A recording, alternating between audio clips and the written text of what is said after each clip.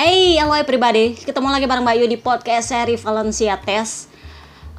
Sebenarnya ini bukan berarti adalah podcast kita terakhir untuk musim ini. Cuman minggu depan gue berencana untuk cuti postingan dan podcast karena gue berencana untuk pulang kampung ke kampungnya nyokap gue. Sebenarnya bukan kampung nyokap gue juga sih, cuman nyokap gue dimakamkan di sana. Jadi gue pengen nyekar dulu setelah beberapa tahun gue nggak pernah balik. Terutama karena di Morowali sana agak susah untuk pesawat.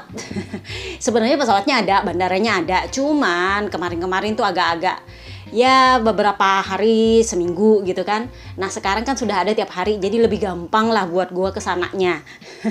Kalau kemarin-kemarin kalau misalnya gue pas nggak dapat penerbangan Makassar Morowali, gue harus muter dulu ke Palu terus turun ke bawah, naik mobil, travel. Itu agak panjang ceritanya dan itu menghabiskan waktu dan menghabiskan tenaga. Jadi memang beberapa tahun ini gue nggak balik-balik. Nah kemarin setelah gue tinggi-tinggi ternyata sudah beberapa kali sehari jadwalnya penerbangannya dari Makassar ke Morowali dan bolak-balik. Jadi gue bisa lebih fleksibel lah ya. Kalau dari Jakarta Makassar langsung Morowali. Aman kan? Jaringan di sana ada, cuman lampunya sering mati-mati kakak. Jaringan ada, lampunya yang sering mati-mati. Jadi ya biasanya sih kalau lampunya nyala aja belum tentu jaringan bagus kan ya. Apalagi kalau lampunya mati-mati. Oke? Jadi gue bayar utang podcast sekarang. Nanti setelah kita balik kita bikin podcast akhir musim. Gue gak tahu apa yang akan dibahas. Kita lihat aja nanti akan seperti apa. So, yang kita bahas pertama adalah soal tes Valencia. Tapi sebelum Valencia, pengumuman lah Luca Marini dan Fabio Di Giannantonio, dua rider terakhir, seat terakhir di MotoGP. Nah, Bebe Vale nih ngomong. Jadi dia bilang sebenarnya saya shock ketika mendengar bahwa Luca Marini ingin keluar dari VR46 team. Kenapa? Karena dia sudah terlanjur tanda tangan kontrak dengan Muni VR46 untuk tahun depan. Yang pertama, yang kedua, ini kan dia saat ini ada di atas motor terbaik di track Ducati yang memang posisinya adalah untuk tim pabrikan. Tetapi logikanya gini, Honda aja ridernya yang 8 kali Jordan itu sampai kabur putus kontrak demi pindah ke Ducati. Ya masa lu dari Ducati mau pindah ke Honda? Apakah lu bener-bener yakin? Itulah kenapa saya itu sampai meminta Luca ngobrol dulu baik-baik, berpikir dulu sampai benar-benar yakin bahwa dia ingin pindah. Tetapi memang dia ingin pindah. Jadi ya saya akan memberikan support saya sebisa mungkin dan semaksimal mungkin. Karena bagi saya Honda tetaplah Honda. Nah ini yang agak menggelitik, Honda tetaplah Honda. Yang pertama dia mengatakan Honda tetaplah Honda, artinya Honda punya segala sumber daya yang dibutuhkan untuk adiknya berkembang. Karena dia bilang Honda tetaplah Honda. Itu adalah pabrikan terkaya di track, sorry to say. Tetapi di sisi lain dia bilang Honda tetaplah Honda adalah bahwa pabrikan ini punya budaya yang menurut dia arogan. Jadi secara mau nggak mau dia harus flashback dengan masa-masa dia di Honda 20 tahun lalu. Jadi dia bilang, saya meninggalkan Honda itu karena saya merasa di pabrikan itu kurang rasa saling menghargai. Jadi ketika saya menang, saya harus berterima kasih kepada mereka. Sebenarnya dia nggak bilang bahwa itu ke pabrikan, nggak. Tetapi ada petingginya Honda zaman dulu itu yang harus dia terima kasih. Dan you know lah Honda yang zaman dulu itu kan yang kaku banget, yang lu kalau mau bilang terima kasih lu harus membungkuk kakak, lu harus bungkuk. Dan dia ini orang Eropa yang gak terbiasa dengan hal seperti itu. Jadi dia merasa ini kan kemenangan satu tim nih, memang gua gak mungkin menang tanpa support lu, tapi lu belum tentu juga menang kalau gak ada gua. Faktanya kan seperti itu. Tetapi zaman dulunya Honda itu adalah zaman, sorry tuh saya kalau gue bilang sedikit bully.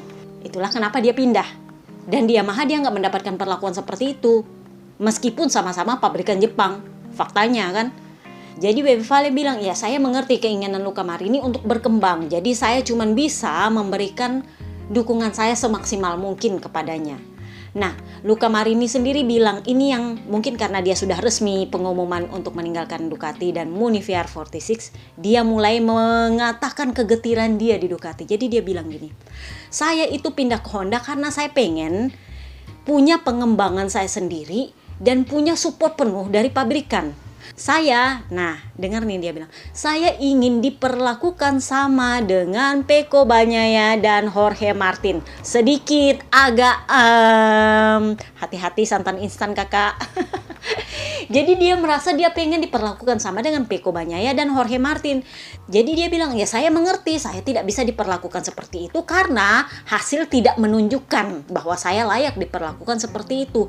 Itulah kenapa saya memilih untuk pindah ke Honda, di mana kami sama-sama mencari hasil dan sama-sama berkembang. Jadi satu dengan yang lainnya ini tidak memberikan ekspektasi lebih, tetapi saling mendukung. Hanya ada saling mendukung. Ini yang dia tidak dapat di Ducati. Kenapa? Karena kan Ducati hierarkinya panjang. Tergantung juga hasil lu. Bener nggak? Best aja yang peringkat 3 klasemen itu, sorry to say, belum tentu dapat dukungan penuh dari Ducati. Belum tentu dia dapat part yang sama dengan Jorge Martin dan Pecco Bagnaia. Sementara Marini, ketika Marco Bez bilang, ya udahlah tahun depan gue pakai motor bekas lagi aja. Gue ikhlas, yang penting gue sama tim yang sama gitu. Luca Marini nggak. Gue pengen dapat motor pabrikan dengan support penuh dari pabrikan. Ya lu kalau mau dapat seperti itu di Ducati ya lu harus ke Pramac atau ke tim Ducati pabrikan. Masalahnya adalah hasil lu nggak bisa kakak. Yang layak untuk itu justru sebenarnya Bez, tapi justru Bez nggak mau. Di podcast mana ya yang gue bilang mulai ada rasa-rasa agak-agak nggak enak di antara dua teammate ini. Bukan Beznya sih, memang Luca Marininya. Gue nggak bisa bilang rendah diri sih, tapi lebih ke dia merasa dia layak dapat yang lebih baik. Jadi dia pengen pindah ke Honda, selain gajinya juga dibayar lebih banyak. Dia bisa punya pengembangannya sendiri karena dia adalah rider tim pabrikan. Kemudian teammate-nya dia, Papayón, itu kan sama-sama langgo, sama-sama panjolo, sama-sama tinggi. Jadi lebih mudah untuk Honda mengembangkan motor yang sesuai dengan postur tubuhnya dia dan Mir. Tahu nggak kenapa Mir itu crash kemarin? Ini juga rider pensiun artis yang bilang, karena saya tinggi, itu motor Honda kan pendek, kecil, jadinya saya crash. Jadi kemungkinan itulah jawaban kenapa Mir sering crash musim ini. Karena dia memang nggak cocok sama motor kecil, dia kan langgo. Jadi begitu fix Luca Marini dan Mir bergabung, para rider tertinggi di track ini ngumpul dalam satu tim, kan lebih mudah Honda untuk membangun sebuah motor yang cocok untuk ergonomis kedua ridernya. Gua bisa bilang memang ini bernyali banget. Dia pindah dari motor yang sudah komplit pengembangannya, dia sisa tahu pakai, ke motor yang masih di awang-awang. Lu belum tentu bisa menang tahun depan, bahkan 2 tahun depan lu belum tentu menang, bahkan ketika lu menikmati konsesi. Jadi ya paling enggak kita bisa melihat bahwa kegigihan Luca Marini untuk menentukan masa depannya itu terlihat di keputusannya ini. Dia kelihatan dewasa banget, udah memutuskan sendiri masa depannya. Bebe Vale mau nggak mau iya, karena Mama Stefania juga iya. Mama Stefania ini sayang banget sama Luca Marini dan dia mempercayakan masa depannya ke Luca Marini karena dia kan sudah menikah, dia sepenuhnya dewasa dan dia tahu keputusan dia. Jadi memang gue sih berhembus sepoi-sepoi itu dia itu mulai jarang latihan sejak tengah musim. Enggak berarti dia dikeluarkan dari VR46, enggak, tetapi dia mulai jarang latihan. Kalau gue dengar gosip yang berhembus sepoi banget, kalian masih ingat di tengah musim kemarin podcast gue bilang si Marta Vincenzi ini nyaris kehilangan nyawanya karena mobilnya itu terbawa arus banjir. Pokoknya waktu banjirnya Emilia Romagna sebelum tengah musim, waktu itu karena Luca Marini lagi latihan di range, jadinya calon istrinya ini waktu itu masih calon istri perginya sendiri dan nyaris kehilangan nyawa karena mobilnya hanyut. Itu mobilnya Luca. Jadi mulai sejak itu Luca lebih fokus sama istrinya daripada ke akademi. Jadi gua ngerti dari sisi psikologisnya dia nggak mau istrinya kenapa-kenapa. Karena dia sekarang adalah seorang suami. Satu-satunya suami di VR46 sampai akhir musim kemarin itu adalah dia. Jadi memang sudah nggak bisa diatur. Mama Stefania pun nggak bisa atur. Jadi gue ngerti dia memang agak kurang latihan, tapi bukan berarti dia keluar dari VR46. Soal apakah benar dia menawarkan dirinya sendiri, sekarang kita mundur dulu ke belakang. Gue nggak bisa bilang ini benar atau enggak, tapi pakai logika kalian. Masih ingat? Kalau katanya ABR bahwa Luca Marini lah yang menawarkan dirinya sendiri untuk bergabung dengan Honda, ketika Marc Marquez resmi mengatakan diri keluar dari Honda. Waktu itu Marc Marquez resmi pengumuman di Indonesian GP. Masih ingat? Dan waktu itu juga Luca Marini menjadi rider terakhir yang muncul di sirkuit. Karena kan kemarin dia harus operasi selangka kalau nggak salah, patah bahu kan. Dan dia adalah rider terakhir yang nongol di sirkuit selain Marco Bes. Marco Bes adalah yang paling terakhir nongol. Nah, waktu itu yang diincar Honda siapa? Papa Alice dan Papa Nina. Papa Nina sudah diincar sejak Motegi. Dan ketika di Indonesian GP, Papa Nina bilang apa? Saya nggak dengar. Artinya, kalau memang ada, maka itu masih di level manajer. Papa Alice itu mengakui dengan pasti bahwa dia mendapat tawaran tetapi dia menolak. Karena dia masih ada kontrak dengan Aprilia untuk membalap di RNF. Jadi waktu itu sama sekali nggak ada aba-abanya soal Luca Marini. Tetapi gua sudah mulai sounding waktu itu, gua bilang, ini nih, gara-gara Malin Kundang ini, Honda mulai nih dapat pencerahan bahwa ternyata Valentino Rossi sekurang-kurang ajarnya dan seburuk-buruknya hubungannya mereka, itu jauh lebih terhormat memutus kontraknya dari Honda. Dia tunggu dulu selesai kontraknya baik-baik baru dia pergi, meskipun hubungan mereka itu buruk minta ampun. Sementara Marc Marquez hubungannya baik banget, disayang banget, dibayar mahal banget, kurang apa sih lagi? Udah cedera tapi tetap dibayar paling mahal sejagat raya. Tetapi ujung-ujungnya tuh dia hengkang. Sudah hengkang menyalahi pula kesepakatan kontrak pengumuman masa depannya. Jadi gue bilang kan waktu itu ini, semoga gue salah bahwa Honda ini mulai tertarik untuk merekrut VR46 Academy. Bukan berarti Muninya yang mau dipindahin, tetapi anak VR46 yang mau dipindahin. Entah siapa. Kenapa? Karena mereka lebih beradab, lebih tahu diri, lebih sopan.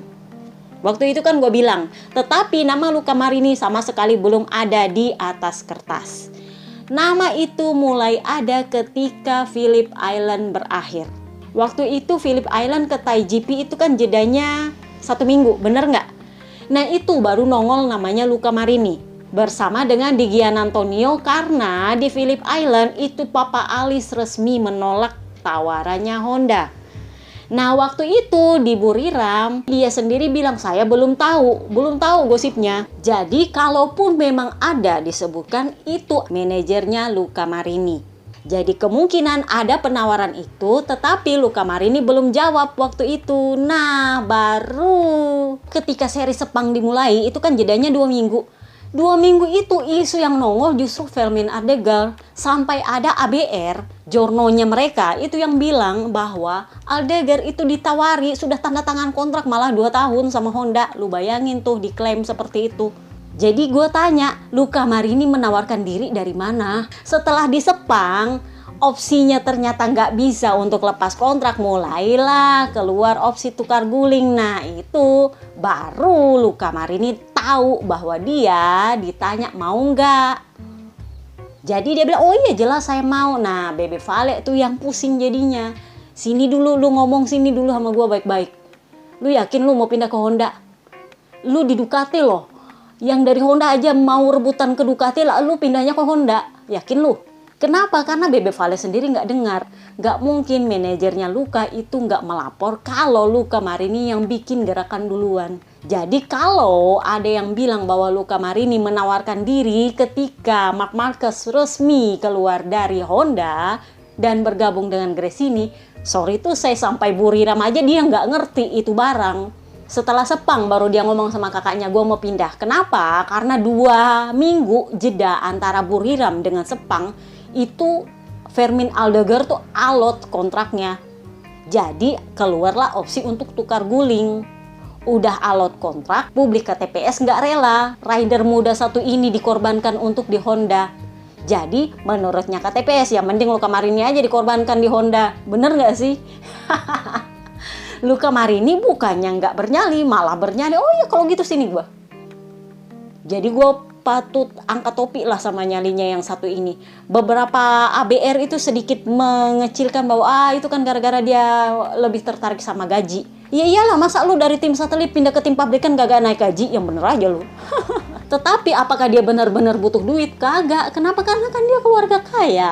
Tetapi fakta bahwa dia pengen punya pengembangannya sendiri itu yang bikin dia hengkang dari Ducati. Dia pengen diperlakukan sama dengan Pecco dan Martin. Itu tanda bahwa dia pengen jadi rider pabrikan. Dan kalau dia selalu bercokol di Ducati, itu panjang banget hierarkinya Ducati. 8 rider cokol-cokolan di situ. Yang jelas Pecco nggak akan tersingkir. Lu rebutan satu seatnya ini ya tuh. Tahun depan kalau lu tetap di situ, lu harus bersaing sama Marc Marquez, harus bersaing sama Morbidelli, sama Martin, sama Enea sendiri juga, sama Bes lagi. Lu bayangin, ribet kan? Ya mending dia pindah langsung ke tim pabrikan di Honda.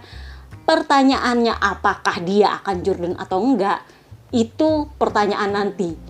Tetapi hasil tes Valencia-nya yang dia menempati Honda terbaik di tes Valencia itu menunjukkan bahwa adaptasinya lumayan bagus.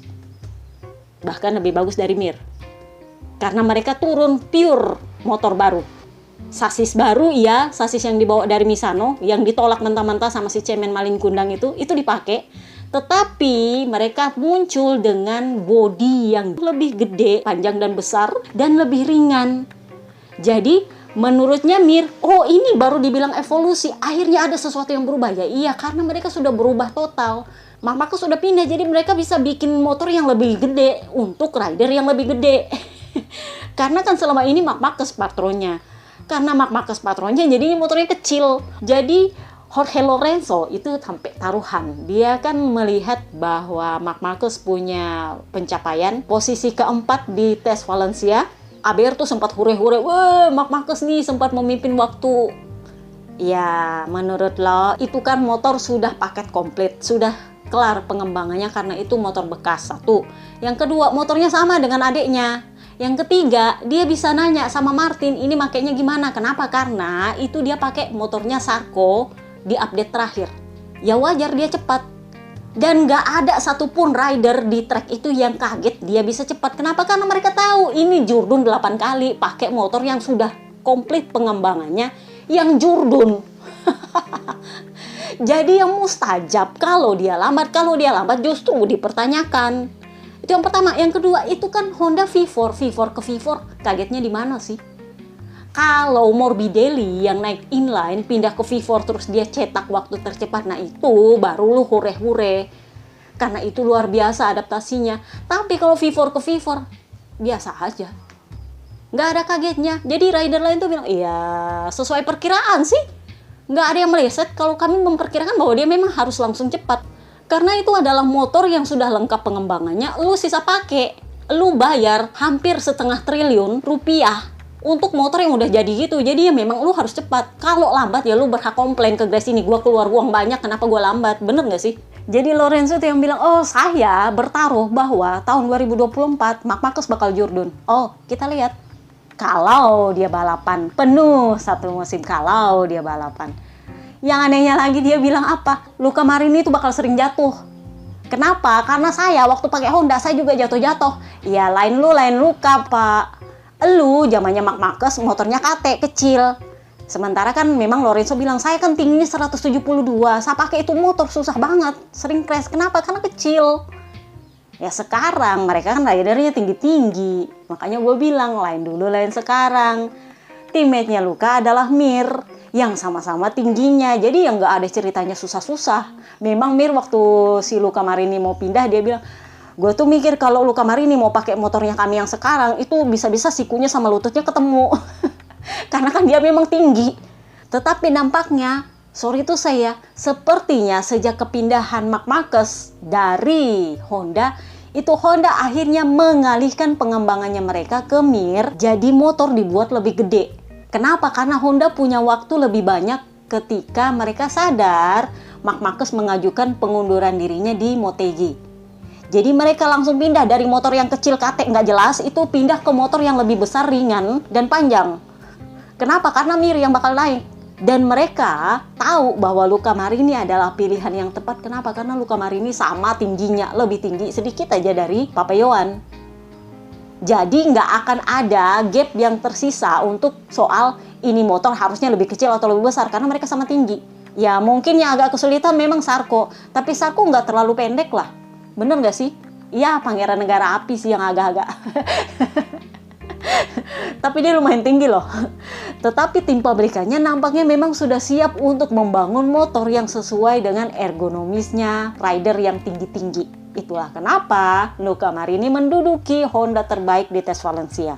Jadi kita lihat apakah benar Lorenzo bakal menang taruhan tahun depan, Marc Marquez bakal jurdun, dan Luca Marini bakal sering crash. Kita lihat. Kenapa? Karena di tes Valencia kemarin dia adalah Honda terbaik tanpa crash. Nah, sementara di Gian Antonio itu akhirnya mengumumkan bahwa dia bergabung dengan VR46. Dia menjadi rider pertama yang non VR46 Academy yang bergabung dengan tim VR46. Jadi kemarin di tes Valencia itu dia bilang, saya mulai belajar kembali untuk gimana caranya beradaptasi dengan tim baru dan dengan motor.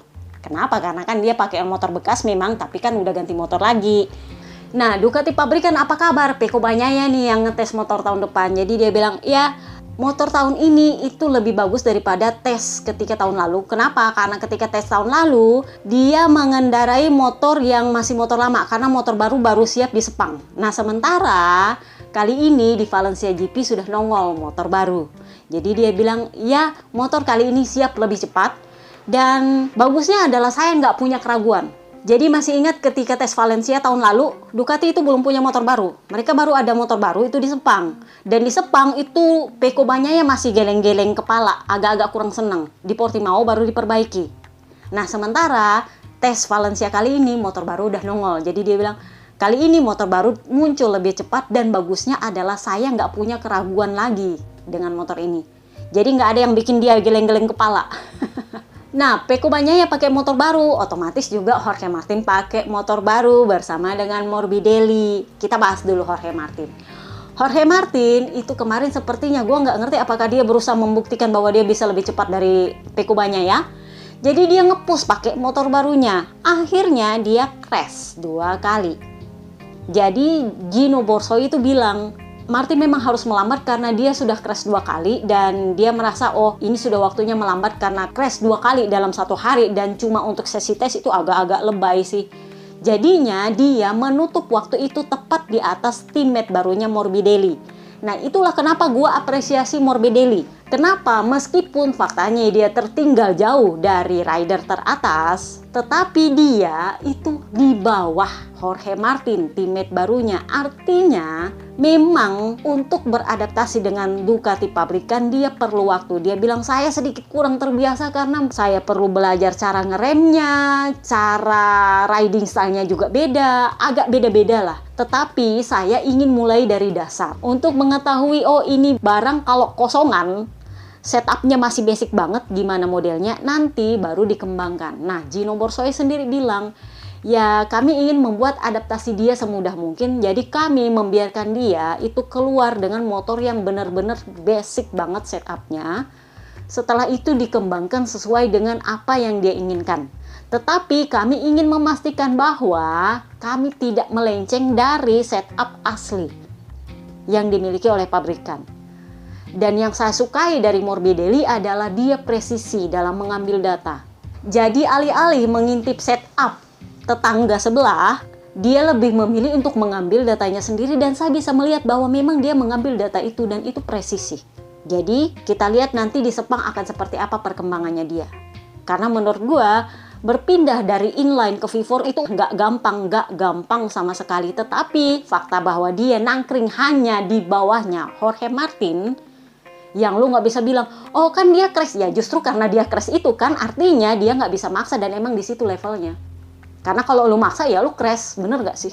Nah, kita sudah bahas Ducati, kita sudah bahas Honda, sekarang kita bahas Yamaha. Apa kabar dengan Yamaha? Jadi Papa Lukas itu ya, you know lah ya, masih beradaptasi. Kenapa? Karena memang meskipun Suzuki itu mesinnya inline, tetapi beda sistem sama Honda. Dan juga sama Yamaha. Jadi meskipun dia di Honda V4 cuma 1 tahun, ya tetap dia harus adaptasi kembali dengan Yamaha. Karena Suzuki sama Yamaha gosipnya beda. Jadi ya tetap dia harus beradaptasi dan dia bilang, ya saya tersenyum ketika mengendarai Yamaha ini pertama kali, M1 pertama kali. Gua nggak tahu apakah dia merasa itu lebih baik atau enggak, tapi dia bilang dia senyum. Gua nggak ngerti sih itu maksudnya apa. Ya, yang justru menarik adalah Jordan Belagu Snaktaro. Dia bilang, ya so-so lah, begitulah. Karena kita memang perlu banyak peningkatan untuk bisa mengejar para rider teratas. Jadi, Saya memang sangat mengharapkan konsesi ini bisa membantu agar kita bisa menang lagi, karena saya pengen menang lagi. Tetapi, nah ini dia mulai nih bunyi-bunyi pengen pindah. Dia bilang apa? Saya, daripada saya mengamati Marc Marquez yang memang saya tahu bakal cepat, saya lebih mengamati Morbidelli. Saya ingin melihat adaptasi dia di paruh musim pertama. Karena kan dia pindah dari inline ke V4 dan dia adalah teammate saya sejak saya bergabung di MotoGP. Jadi saya ingin lihat bagaimana perkembangannya. Bau-baunya adalah dia kalau Yamaha ternyata tahun depan gak menang-menang juga, dia pengen pindah. Bau-baunya adalah dia ngincar Ducati. Kalau Marc Marquez aja bisa putus kontrak, ya masa dia selesai kontrak gak bisa pindah? Bener gak sih? Masalahnya adalah sponsornya apa? Itu bedanya. Jadi kita lihat nanti Yamaha akan seperti apa di konsesinya. Papi Perilin Jarvis bilang, oh konsesi ini sangat membantu kami. Kenapa? Karena kalau kalian nggak setuju konsesi ini, kalian akan terus melihat Ducati Cup. Untuk pertama kalinya, Papi Perilin Jarvis membahas Ducati Cup. What? Sepertinya dia mulai ada sinyal bahwa Quartararo tertarik sama Ducati. Jadinya dia mulai, kalau kalian gak kasih kami konsesi, kalian akan melihat Ducati Cup. Kenapa? Karena Marc Marquez udah di sana. Pada ngumpul dah itu juru di sana. Kalau rider gua Quartararo pindah ke sana, udahlah, jadilah itu Ducati Cup.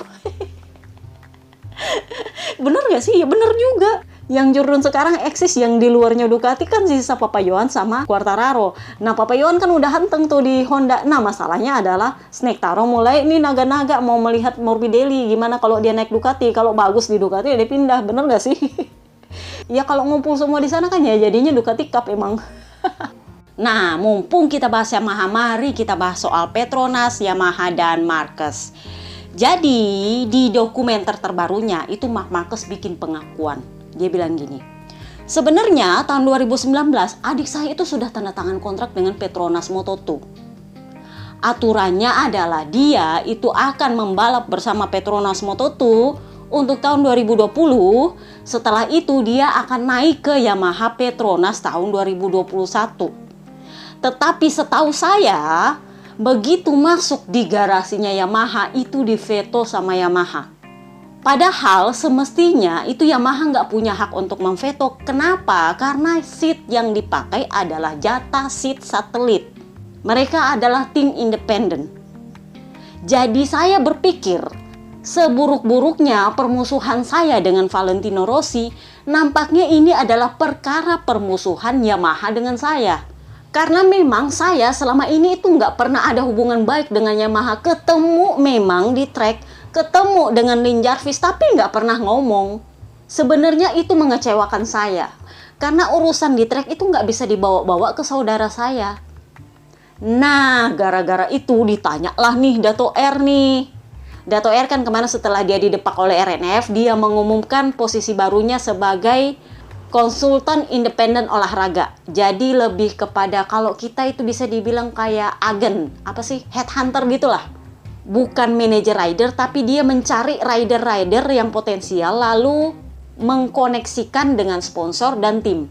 Jadi dia nggak perlu modal untuk menjalankan tim dan dia mendapat penghasilan dalam tanda kutip fee kalau ternyata pada akhirnya proyeknya berhasil. Nah, Dato R tuh ditanya tuh. Jadi dia bilang gini, ya memang saya punya pengalaman bertahun-tahun sebagai tim manajer. Saya akui saya pernah secara diam-diam menandatangani kontrak dengan Alex Marquez tahun 2019 di motorhome-nya Marquez bersaudara. Penawarannya adalah dia akan membalap bersama kami di Petronas Moto2 selama 1 tahun di tahun 2020. Lalu tahun 2021 dia akan naik ke Petronas Yamaha menggantikan Quartararo yang akan dipromosi ke Yamaha MotoGP. Kalian bisa lihat Dato R menggunakan Yamaha sebagai pelicin. Ini mirip dengan Honda menggunakan Alex Marquez juga sebagai pelicin. Kontraknya Marc Marquez 4 tahun. Kasihan juga si Alex Marquez nih. Tapi memang waktu itu dia memang cuman dilihat kakaknya, dia nggak terlalu dilihat. Dan waktu itu kan memang Yamaha lagi jaya-jayanya ketika Tech 3 memutuskan pindah ke KTM gara-gara Sarko pengen dapat motor pabrikan tapi nggak dikasih. Pas pada saat itu juga Honda punya krisis dengan Mark VDS. Posisinya Franco Morbidelli terancam. Jadi memang Bebe Vale itu gosip sepo-seponya, tapi kalian udah baca lah. Kalau kalian ngintilnya udah bangkotan, pasti kalian tahu ini cerita. Bebe Vale itu meminta Yamaha untuk cari tim satelit supaya anaknya ini, Franco Morbidelli, itu bisa ditarik dari Mark VDS Honda ke Yamaha. Itulah bagaimana ceritanya Petronas ujuk-ujuk terbentuk. Waktu itu, Franco Morbidelli pakai jatah seatnya pabrikan. Nah, Petronas pakai Quartararo untuk jatah seatnya satelit. Nah, lanjut cerita. Jadi, Dato R bilang, setelah kontrak itu ditandatangani, ternyata diveto sama Yamaha. Yamaha bilang, tidak boleh ada Marquez yang bergabung dengan Yamaha. Yang mana menurut saya, itu adalah hak saya untuk menentukan rider mana yang saya mau tempatkan untuk seat tim satelit. Karena kan Yamaha sudah pakai jatahnya nih untuk seat pabrikan. Jadi dia merasa dia punya hak untuk memakai siapapun untuk ada di tim satelitnya dia. Jadi Dato R lanjut bilang, menurut saya kejadian 2015 itu dibawa secara personal oleh Yamaha sehingga merembet kepada Marquez bersaudara. Nah, wawancara inilah yang menjadi perbincangan di minggu lalu.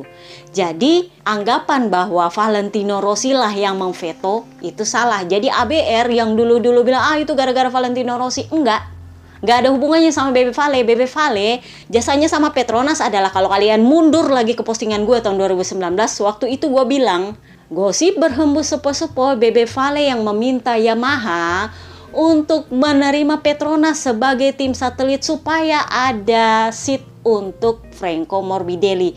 Tetapi apakah Bebe Vale memveto Alex Marquez? Enggak ada hubungannya. Bebe Vale mah yang penting Franco Morbidelli aman ya selesai. Dia sendiri juga, itu kan tahun 2019, dia sendiri juga belum mikir tahun 2021 dia bakal gimana. Nggak kepikiran. Jadi Bebe Vale nggak ada hubungannya, nggak memveto sama sekali. Memang benar bahwa Yamaha yang memveto, tetapi apakah benar gara-gara Marc Marquez doang? Enggak juga. Kalau kalian baca postingan gue yang dulu-dulu, gue udah bilang, Yamaha nggak suka Dato R menggunakan mereka sebagai pelicin. Kenapa? Karena janji itu dibuat tahun 2019. Dato R langsung bilang tahun 2021, Marquez, lu naik ke MotoGP karena Quartararo mau naik ke tim pabrikan. 2 tahun lagi loh itu dia sudah menentukan seperti itu. Jadi Yamaha merasa dilangkahi. Jadi Yamaha itu be like, tunggu dulu Dato R, kamu nggak bisa janji-janjiin orang seperti itu. Belum tentu Quartararo bakal naik ke tim pabrikan. 2021 memang Quartararo naik ke tim pabrikan, tetapi Bebe Vale tukar guling sama Quartararo.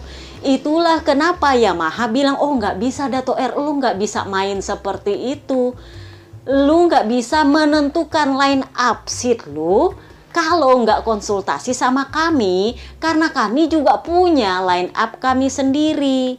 Jadi ibarat kata ini sama dengan Ducati ke Pramac, sama dengan Aprilia ke RNF, sama dengan Honda ke LCR. Diatur sama pabrikan. Mau ngambil siapa? Mereka punya hak veto. Ditambah lagi, itu kan baru 2019, bisa-bisanya ngatur 2021. Masih 2 tahun lagi nggak bisa seperti itu. Kecuali elu misalnya tanda tangan 2020. Untuk 2021 ya masih bisa, masih ada bayangan. Lu bisa ngomongin sama Yamaha. Tetapi kalau 2019 untuk menjanjikan 2021, jelas Yamaha merasa dilangkahi. Jadi memang bukan cuma perkara soal Marquez-nya, enggak. Tapi juga ada perkara soal otoritas sebagai pabrikan. Kenapa? Karena memang waktu itu Yamaha butuh satelit untuk menempatkan rider-rider mereka. Kalau udah nggak ada ridernya, pabrikan yang mau ditaruh, baru itu jatah seatnya tim satelit. Masih ingat katanya Papi Ciabatti soal seatnya Marc Marquez? Waktu itu dia bilang apa? Yang kami utamakan pertama adalah soal Johan Zarco dan Marco Bes. Begitu ini 2 sudah settle, ya sudah terserah tim satelit. Nah kayak gitu juga Yamaha. Mereka punya prioritas ridernya dulu, setelah itu baru kasih ke seatnya tim satelit. Makanya Yamaha itu memveto keputusannya Dato R di tahun 2019 karena itu tahun 2021 yang dijanjiin. Belum ada bayang-bayang Yamaha itu mesti mau bagaimana dengan para ridernya, nggak ada. Itulah kenapa Yamaha veto, lu nggak bisa janjiin orang kayak gitu. Karena kita juga punya rencana sendiri sebagai pabrikan. Jadi bukan cuma perkara soal markes. Itu yang kedua. Yang ketiga adalah karena markes Yamaha dengan markes Honda ini akrab banget. Karena logikanya begitu dia naik di Yamaha Petronas, dia kan rookie. Rookie jelas dia akan tanya kakaknya gimana caranya bawa motor MotoGP supaya bagus. Bener, dia nggak mungkin tanya sama Morbidelli sebagai teammate-nya, bener nggak sih? Jadi itu yang Yamaha nggak mau, kerahasiaan pabrikan. Jadi kalian tahu 3 alasan. Jadi bukan cuma perkara soal nggak boleh ada markes stok di situ, enggak. Ada banyak alasan lain yang nggak dibahas oleh Dato R. Oke, itu aja podcast kita kali ini. Kita lanjut nanti ke part kedua ya. Karena sepertinya ini panjang banget. See you next time guys. Bye-bye.